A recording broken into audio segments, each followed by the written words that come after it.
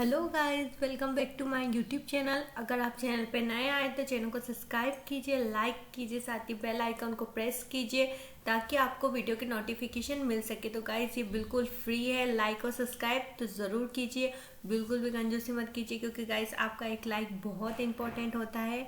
और साथ ही लास्ट तक वीडियो को ज़रूर देखिए और अपने फ्रेंड्स के साथ शेयर कीजिए। तो आज की वीडियो हम स्टार्ट करते हैं। तो आज की वीडियो में हम पढ़ने वाले हैं HTML कंप्यूटर कोड। टॉपिक का हमारा नाम है। तो कंप्यूटर कोड मीन्स हमारे प्रोग्रामिंग के कोड हम HTML में किस तरीके से लिख सकते हैं, उन्हें नोट करने का जो तरीका है वो क्या है। ठीक है गाइस, अगर हमारी जैसे अलग प्रोग्रामिंग लैंग्वेजेस रहती हैं C++, जावा, पाइथन, तो इनके लिए क्या होता है, एक टेक्स्ट एडिटर रहता है जिसमें हम कोड लिखते हैं, देन हम रन करते हैं तो हमें आउटपुट शो हो जाता है। बट अगर हमें HTML में कोड लिखना है तो कोड हम किस तरीके से लिखते हैं वो हम देखेंगे। तो हम आ जाते हैं हमारे नोटपैड पे। तो गाइज हम आ गए नोटपैड पे। तो यहाँ पे हमने हेडिंग डाल दी है कंप्यूटर कोड, जो कि हमारा टॉपिक का नाम है। देन उसके बाद हमने पी टैग का यूज़ करा है, सम प्रोग्रामिंग कोड।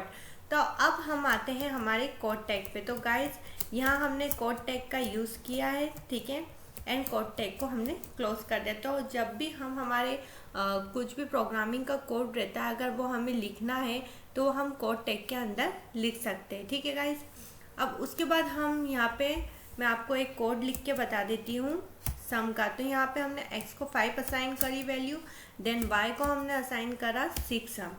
उसके बाद हमने x और y का जो सम है वो z में स्टोर कर दिया। तो यहाँ पे हमने x प्लस y लिख दिया, देन यहाँ पे हमने सेमी कॉलम लगा दिया गाइस। ठीक है, तो यह इस तरीके से हमारा जो कोड है वो लिखने का तरीका है HTML में। ठीक है गाइस, तो इस तरीके से आप कोई सा भी कोड नोट कर सकते हैं। अब इसको हम Ctrl+S करते हैं, देन इसको हम रन करते हैं। तो हम रन पे जाते हैं, देन गूगल क्रोम पे हम रन करते हैं हमारे HTML पेज को, देन आउटपुट हमारा शो होता है। तो देखिए गाइस, ये हमारा आउटपुट शो हो गया है।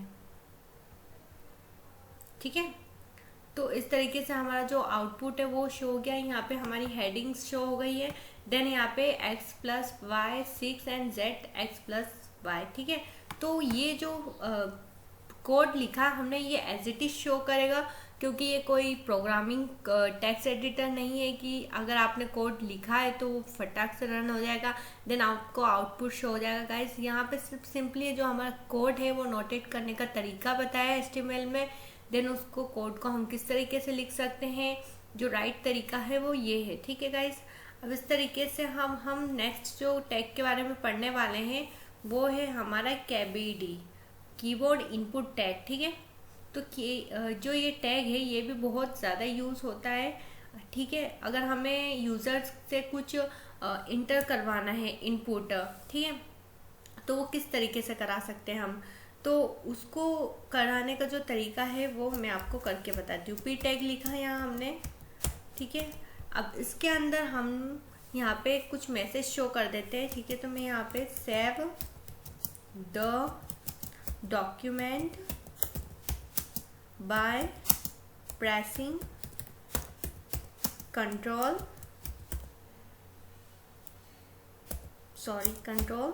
Plus S। ठीक है, ये हमने मैसेज दे दिया।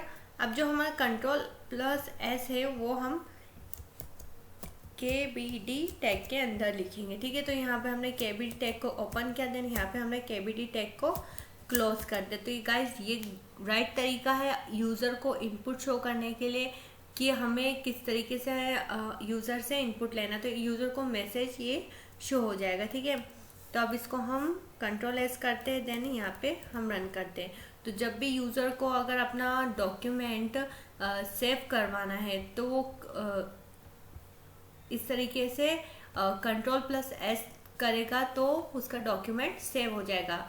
तो जब वो Ctrl+S की को दबाएगा कीबोर्ड पे तभी वो डॉक्यूमेंट सेव होगा। ठीक है, तो ये तरीका है इनपुट लेने का।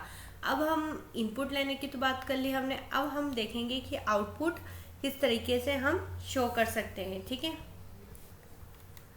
तो यहाँ पे हम आते हैं नीचे, पी टैग लिखते हैं, ठीक है। यहाँ पे हमें एक आउटपुट शो करना है, ठीक है।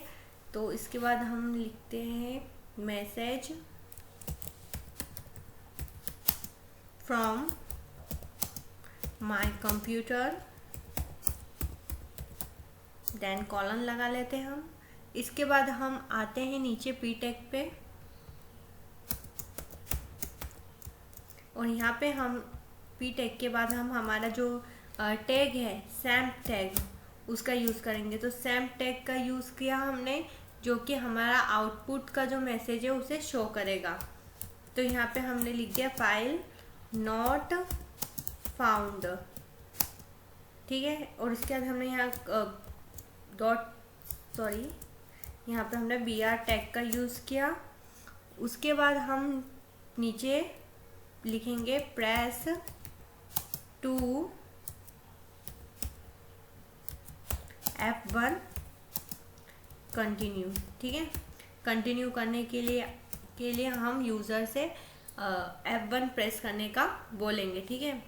अब उसके बाद हम इस टैग को क्लोज कर देंगे। सैम्प टैग हमने क्लोज कर दिया इस तरीके से। तो इस तरीके से ये सैम्प टैग के अंदर पूरा जो ये मैसेज है वो शो हो गया। देन लास्ट में हमने पी टैग को क्लोज कर दिया। अब इसको हम कंट्रोल एस करते हैं, देन ये यूज़र को आउटपुट शो कर देगा ब्राउज़र पे कि आपकी जो फाइल है वो किस तरीके से सेव हुई है या वो फाउंड नहीं है, मतलब फाइल नहीं है हमारे कंप्यूटर में। तो अगर आपको कंटिन्यू करना है तो उसके लिए आप क्या की दबाइए, प्रेस 1, ठीक है। तो ये हमने आउटपुट शो कर दिया मैसेज का, ठीक है। अब हम आते हैं नेक्स्ट टैग पे, जो कि है हमारा वेरिएबल टैग, ठीक है। गाइस आपको एक और टैग के बारे में बताना चाहती हूँ। देखिए ये हमने कोड टैग के अंदर जो कोड लिखा था, अगर इसको हमें जब हमने इसको रन किया तो ये 3 लाइन में शो हुआ था, ठीक है। कैसे X5 Y6 और जो एक्स्ट्रा स्पेस थी वो जो ब्रेक थे वो उसने नहीं लिए, ठीक है। एक के नीचे एक यहाँ शो नहीं हुआ। तो अगर ये एक के नीचे एक शो हो तो इसको हम किसके टैग के अंदर ले लेंगे, प्री टैग के अंदर। प्री टैग के अंदर हमने लेना है इस कोड को। तो ठीक है, हमने प्री टैग का क्लोज कर दे। तो अब इसके बाद जैसा हमने यहाँ लिखा है ये एक के नीचे एक वहाँ पे भी शो हो जाएगा। तो इसको हम रन करते हैं,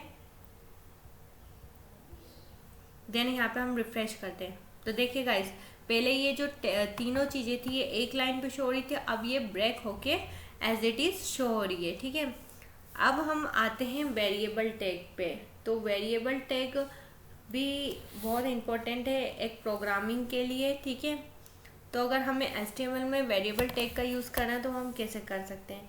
तो यहाँ हम आ जाते हैं,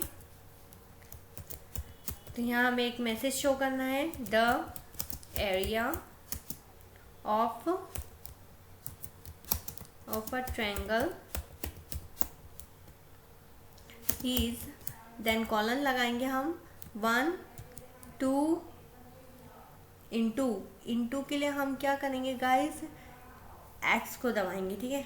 एक्स लिखा हमने, देन बी लिखा हमने, फिर एक्स दबाया हमने, देन एच। तो इस तरीके से हम लिखते हैं। बट अगर हमें इसको एक बताना है कि एक वेरिएबल है तो उसको लिखने का तरीका ये है गाइस, यहाँ पे हमने x इंटू ये लिख दिया। अब इसके बाद हम यहाँ पे वेरिएबल कीवर्ड टैग का यूज़ करेंगे, ठीक है। यहाँ पे हमने वेरिएबल के अंदर ले लिया b को। तो जब यहाँ पे हम जावास्क्रिप्ट देन jQuery यूज़ करेंगे तो इस तरीके से जब भी हम कोड लिखेंगे तो वो जो कोड है वो रन हो जाएगा, ठीक है। तो इस तरीके से हमने यहाँ लिख दिया। अब इसके बाद x के बाद फिर हम h को भी वेरिएबल टैग के अंदर ले लेंगे। तो यहाँ हमने h को ले लिया इस तरीके से और यहाँ हमने क्लोज कर दिया, ठीक है। अब इसके बाद हम क्या करेंगे गाइस, यहाँ पे हम कोमा लगाते हैं, देन यहाँ पे हम लिखते हैं word b is the best, ठीक है। तो जो हमारा b है वो क्या है, बेस है, एंड h जो है वो हमारा क्या है, इज द वर्टिकल हाइट, ठीक है। वर्टिकल हाइट, देन हम पी टैग को क्लोज कर देते हैं। तो इस तरीके से जो हमारा फॉर्मूला है वो बहुत अच्छे से शो होगा।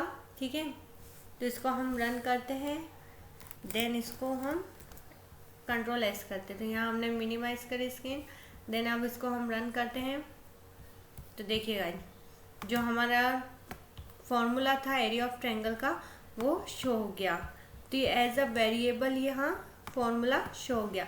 अब इस फॉर्मूले को जब भी हम वेरिएबल कीवर्ड का यूज़ करेंगे, जब जावास्क्रिप्ट के थ्रू हम इसको रन करेंगे तो ये बिल्कुल काम करेगा। ठीक है, तो इस तरीके से हमने कोड टैग के बारे में पढ़ा, प्री टैग के बारे में पढ़ा, देन उसके बाद हमने कैविटी टैग के बारे में पढ़ा और सैम्प टैग के बारे में पढ़ा, देन इसके बाद हमने वेरिएबल। तो ये जो कुछ टैग्स है ये कंप्यूटर कोड में कोड लिखने के लिए यूज़ होते हैं। तो अगर आपको वीडियो अच्छी लगी तो चैनल को सब्सक्राइब कीजिए, लाइक कीजिए, साथ ही अपने फ्रेंड्स के साथ शेयर कीजिए गाइज, और प्लीज़ लाइक करने में कंजूसी मत कीजिए guys. And well, thank you to watch and bye.